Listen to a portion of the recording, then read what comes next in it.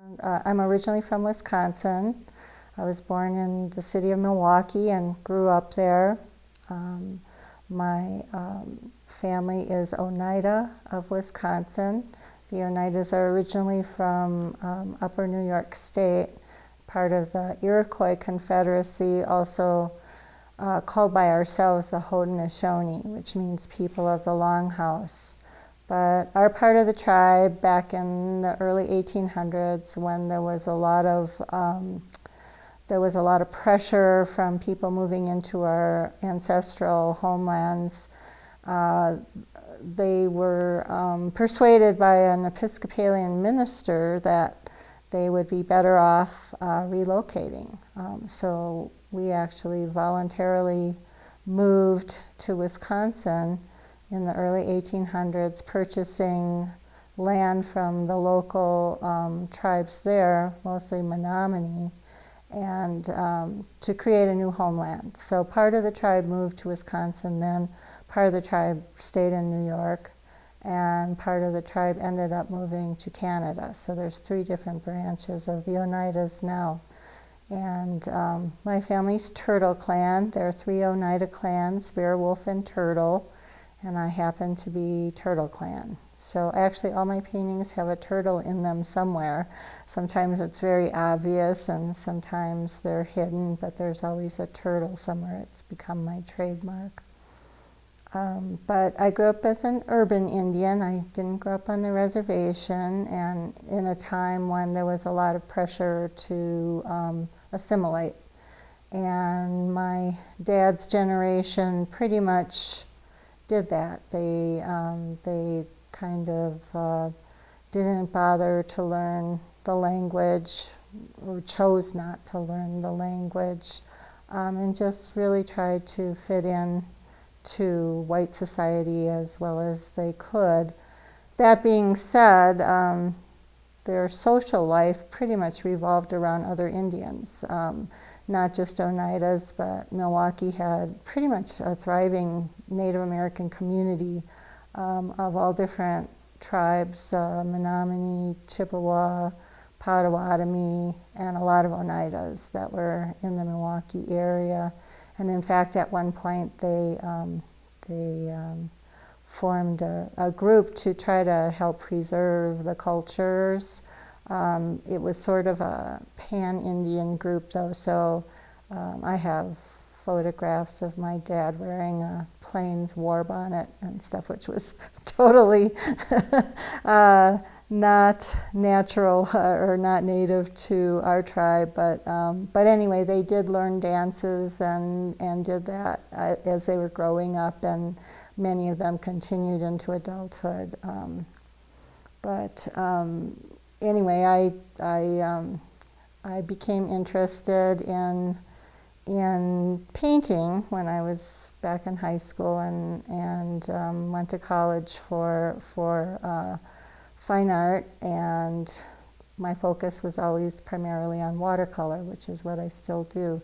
I also do printmaking and mixed media pieces. I've sort of taken my watercolors to a 3-dimensional level, kind of working outside of the box, literally, by doing layers, because the style that I have developed is very 3-dimensional looking. And I once early on had a sculptor looking at it who said to me that my paintings look very 3-dimensional, and as a sculptor he thought there was something I could possibly do with that. And so he got me thinking about it, and I started where it seemed to fit, kind of creating either layered watercolors or manipulating the paper, folding it, different things, just to add more visual interest and take it beyond a flat 2-dimensional surface.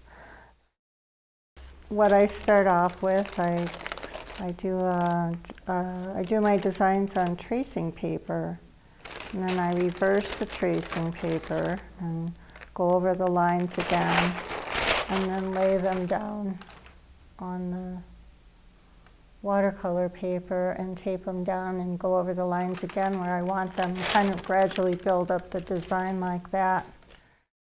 My grandmother was one of the kids who got sent away to Indian schools. She went to Carlisle as a kid and until she was, I think, a young adult. She never talked about it a whole lot. A couple times would make references here and there over the years, but we knew she had gone there, and it was interesting because then she came home and married another Oneida, and they spoke Oneida for the rest of their lives together, but they were forbidden to speak the Oneida language at Carlisle. And one day, my aunt, who owned a bar that where a lot of Native Americans hung out or passed through. This was back in the times of the AIM movement, and a lot of things were going on politically. A lot of people were moving around the country, and one of the places where they could meet like-minded people would be at one of the Indian bars, and they knew they were welcome there. So this was after my grandfather passed away. My grandmother was sitting down there one day, and my brother was with her, and some Lakota people came in, and they were talking in Lakota, and my grandmother started talking to them and in their language. And my brother asked her how she knew Lakota, and she said when they were at Carlisle, they used to sneak out at night so that they wouldn't forget their language, and they would go out in the woods and talk to each other in their own languages, and then they would learn other people's languages too. So it was a way of, their own way of preserving their language and what they could of their culture. I'm working on what would be just the very preliminary stages of the painting part of the piece, where I put in my initial washes, which kind of help me define the spaces, define the pattern. It's already laid out here in pencil, but it gets very confusing to look at it until I get at least the initial layers of paint down, where I kind of define what those areas are going to be. I'll be doing layers upon layers, working things out, refining it. It's a repetitive process, but each time you do it, you pick out different things. One of the positives and negatives of watercolor is that in order to control the watercolor, you have to let an area dry before you work on it again or near it. And so it kind of forces you to keep turning the paper around, moving around the paper and working in different spots. And I always work with two brushes. One just has water and one has pigment on it, so that I can make that paint do what I want it to do. So that's going to be a fool the eye fold in the paper. That will take more elaboration as I go along to make it look like that it's actually cloth that's folded over. When I first started off, I just did sort of general Native American paintings, but I quickly focused in particularly on my own culture, and in doing that, I learned more about my culture myself, and I incorporated it into my paintings. So what I've been doing is incorporating stories, traditions, beadwork designs. Right now, what I'm working on here at SAR is a series based on the Treaty of Onondaga of 1794. And in that treaty, which is sometimes known as the Calico Treaty, the friendship and sovereignty of the Six Nations, or the Iroquois, was acknowledged by the United States, and in so doing, they promised a consignment of goods on a yearly basis, which included calico cloth, which was highly prized because it was used in not only for dress, which was a nice change from furs and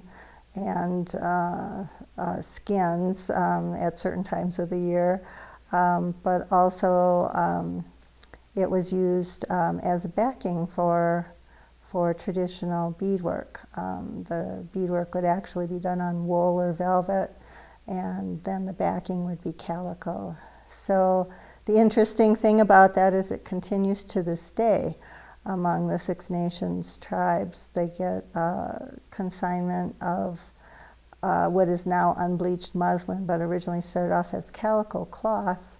The cloth is just amounts to a tiny portion now because, of course, the original treaty didn't put any kind of cost of living adjustment in it or anything. So the original amount is how much the Bureau of Indian Affairs spends on this cloth every year, and they send it out. The significance of that, the fact that they're still sending the cloth, means they're still honoring the friendship and sovereignty of the Six Nations.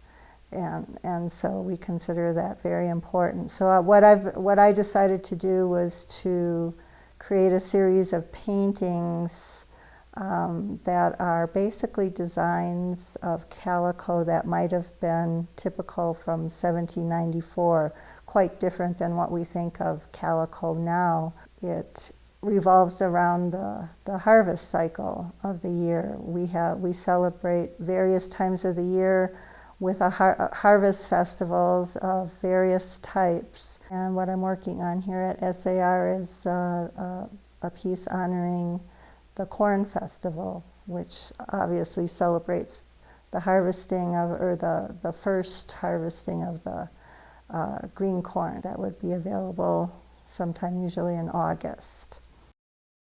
That piece is called 13 Moons.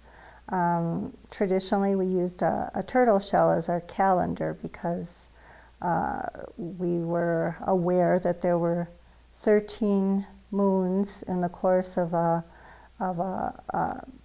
solar year. So similar to our calendars today, but obviously there's one more moon in there. The lunar cycle's usually about 28 days, and we would start in the left corner of the turtle shell. Now, all North American turtles, as my understanding, have 13 larger plates on their back, which coincides with the 13 moons of the year.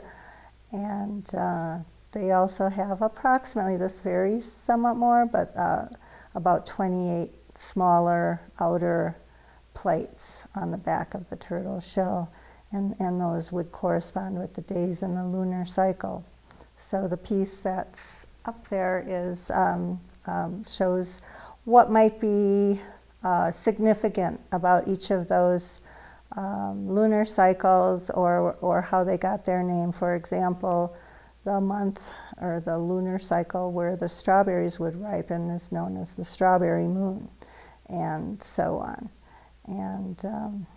And the piece on the other side is called Turo Wampum, or the Gazwenta, and that's about the Treaty of 1614, which was the first European contact with the Six Nations and a European country, which in this case was the Dutch.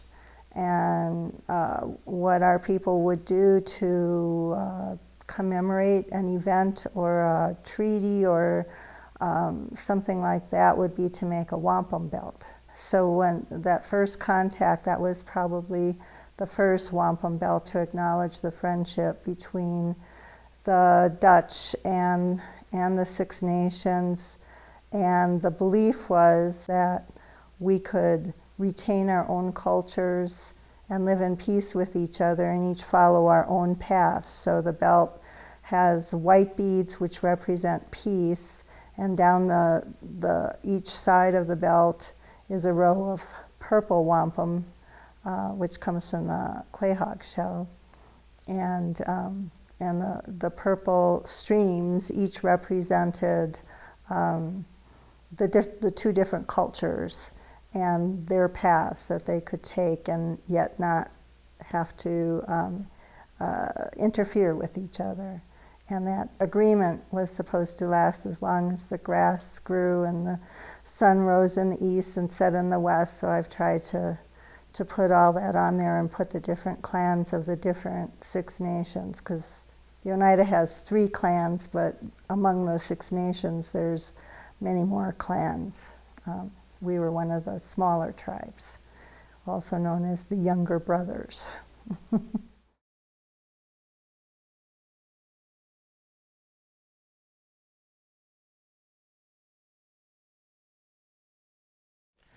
So now I'm at the point where, as you can see, I've made the Fool of the Eye fold, and I actually put the real fold in the paper as if it were cloth, and now I'm working on the dimension of that real fold and the Fool of the Eye fold a little bit more too, and just some finishing touches here and there. But here I've put the words from Article 1 of the treaty, which says, "Peace and friendship are hereby established and shall be perpetual between the United States and the Six Nations." And I put the last line of the treaty in too, which says, "Done at Ganondaiga in the state of New York, the 11th of November in the year 1794. And then I've been incorporating a little bit of our traditional beadwork into the painting. And although in the other painting I did, I actually sewed onto the paper. And our traditional Oneida corn is very white, not yellow. That's why it looks so pale on this picture. This is where it's going to go, right here.